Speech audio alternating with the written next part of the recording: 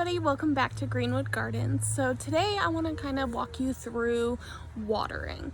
So we're getting into the summer months now that it's finally May. We're still stuck at home, still gardening away. So I want to talk about some common mistakes that are made when you're watering. Especially for beginner gardeners, there's a lot of things that I didn't know when I started out, so I figured I would start to share them with you. So I have a couple tips and tricks to help you water your plants and make them grow.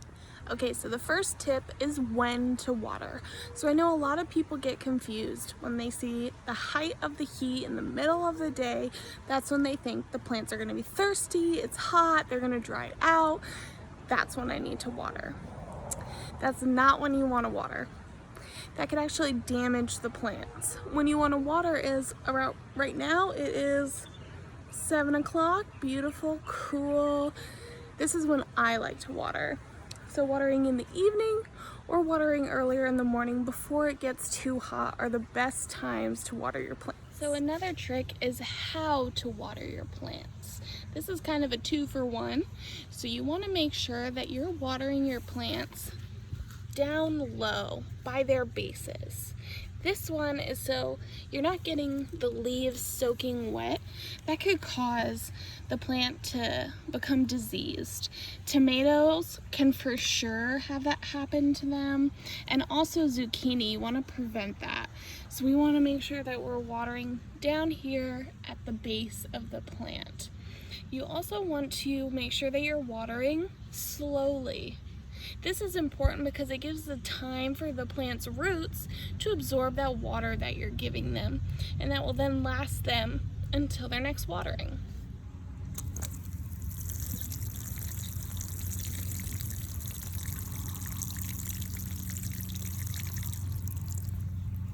Another common mistake that people might make is either watering one too much or too little. So a good trick, what I like to tell people, is you want to stick your finger in your dirt and kind of feel it. Look at it, observe what kind of moisture it's retaining. So you want it kind of feel like a wrung out sponge, where it's not too wet, but it's also not too dry. That is the perfect combination for these guys. You might have to also water containers more often than raised beds.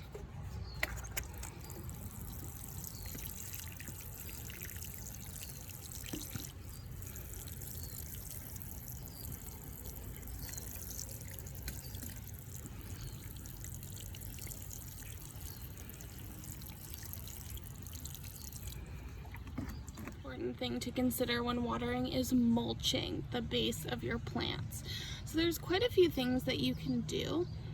One, people often think of mulch as simply wood mulch that you would mulch maybe a front yard with.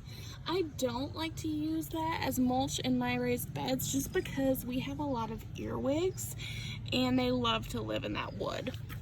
So what I can get my hands on and use is some compost. So I either use chicken manure, steer manure, or my homemade compost. You can also use straw. That's a really good water retention. So it helps to keep your actual soil moist, making sure that your plants are staying well watered and don't dry out.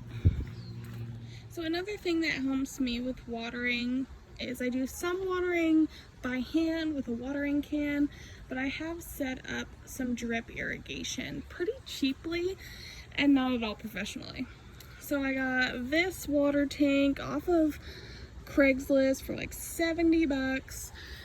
It holds almost 500 gallons. I think that top line right there says 330, so a lot of space. So then we kind of set this little system up so it has some shut-off valves, and just by turning this dial, it's gonna fill through the drip irrigation that I have going in this bed.